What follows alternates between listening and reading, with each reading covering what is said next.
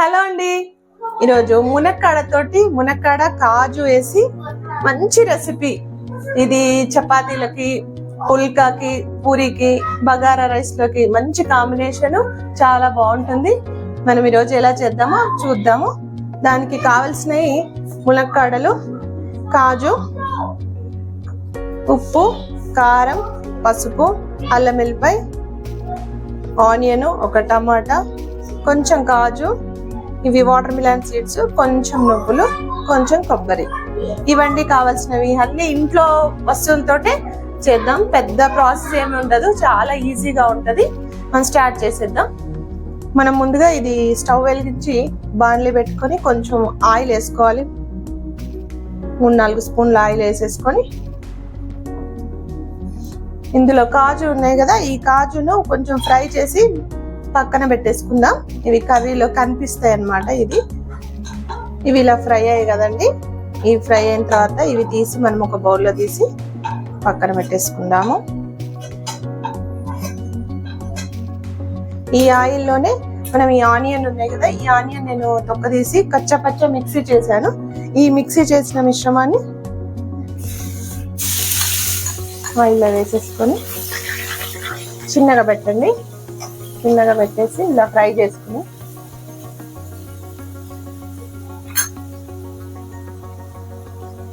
కాస్త ఫ్రై అయ్యాక ఇందులోనే కొంచెం అల్లం వెల్లిపాయ, ఉప్పు వేసేసుకుందాము.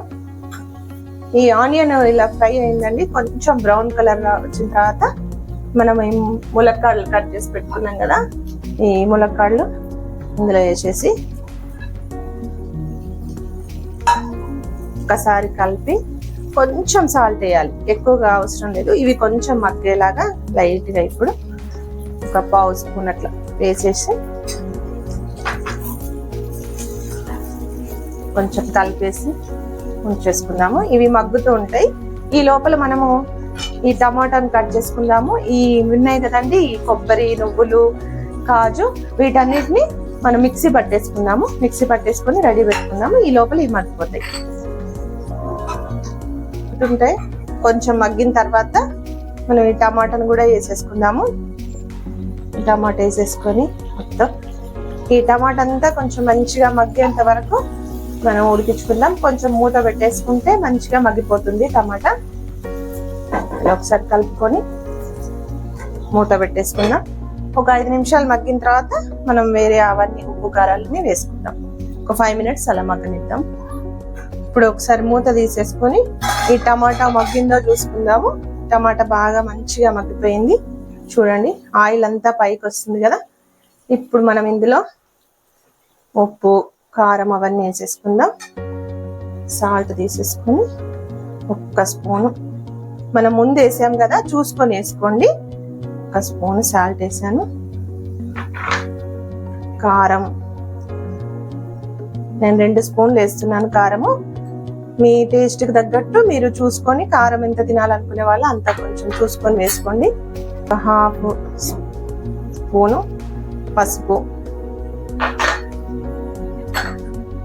1 స్పూను ధనియాల వెల్లి పేస్ట్ అండి, 1 స్పూను ధనియాల పొడి.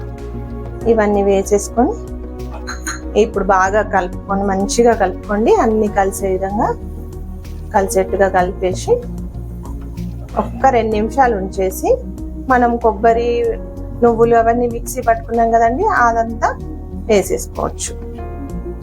ఇది మూత పెట్టేసుకుందాము. ఒక్క 2 నిమిషాలు మూత పెట్టేసుకొని మనం కొబ్బరి, నువ్వులు అన్ని మిక్సీ పట్టుకున్నాము. ఇదిగోండి పేస్ట్. ఈ మిక్సీ పట్టుకున్న పేస్ట్ ని ఒక్క 2 నిమిషాలు అయిన తర్వాత వేసి లైట్ గా వాటర్ వేసి మగ్గనిచ్చుకుందాం.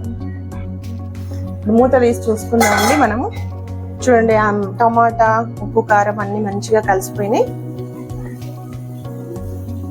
ఇలా కలిసిన తర్వాత ఇప్పుడు మనం పేస్ట్ చేసుకున్నాం కదా, ఇందులో కొబ్బరి, నువ్వులు, వాటర్ మిలన్ సీడ్స్, ఈ కాజు అన్ని కలిపి మిక్సీ పట్టుకున్నాను.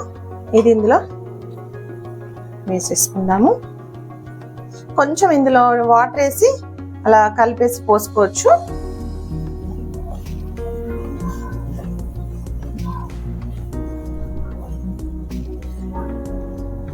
కొంచెం కొంచెం వాటర్ వేసుకుందాం. చూడండి,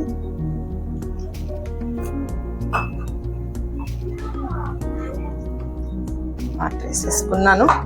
వాటర్ వేసుకొని మంచిగా మగ్గేంత వరకు ఒక 10 నిమిషాలు మూత పెట్టేసి ఉడికించుకుందాం. బాగా కలిపేసుకొని మూత పెట్టేసుకొని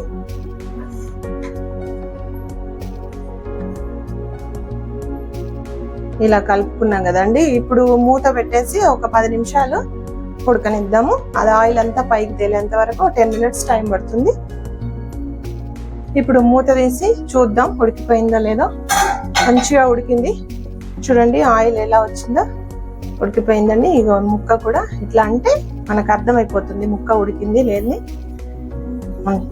ఉడికిపోయింది మంచిగా. ఇప్పుడు ఇందులో మనం ముందుగా ఫ్రై చేసి పెట్టుకున్నాం కదా కాజు, అవి వేసేసి ఒక్కసారి కలుపుకొని కొత్తిమీర కూడా వేసుకుందామండి. కొత్తిమీర కట్ చేసి పెట్టుకున్నాను.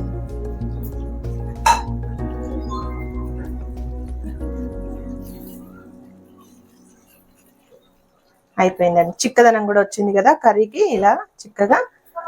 అంతే అండి, అయిపోయింది. మనం స్టవ్ ఆఫ్ చేసేసుకొని మూత పెట్టేసుకుందాం. ఒక 10 మినిట్స్ తర్వాత కర్రీ నేను చూపిస్తాను ఎలా ఉందో. చాలా బాగుంటుందండి ఇది. రోటీకి కానీ, పూరికి కానీ, బగారా రైస్కి కానీ చాలా అంటే చాలా బాగుంటుంది. ట్రై చేయండి. చూడండి ఎంత బాగుందో. కలర్ చూస్తుంటేనే మంచిగా తినాలనిపిస్తుంది. ఎప్పుడెప్పుడు టేస్ట్ చూడాలా అనిపిస్తుంది నాకైతే. చూడండి, నేను అన్నం పెట్టుకొని రెడీగా కొంచెం టేస్ట్ చూద్దాము.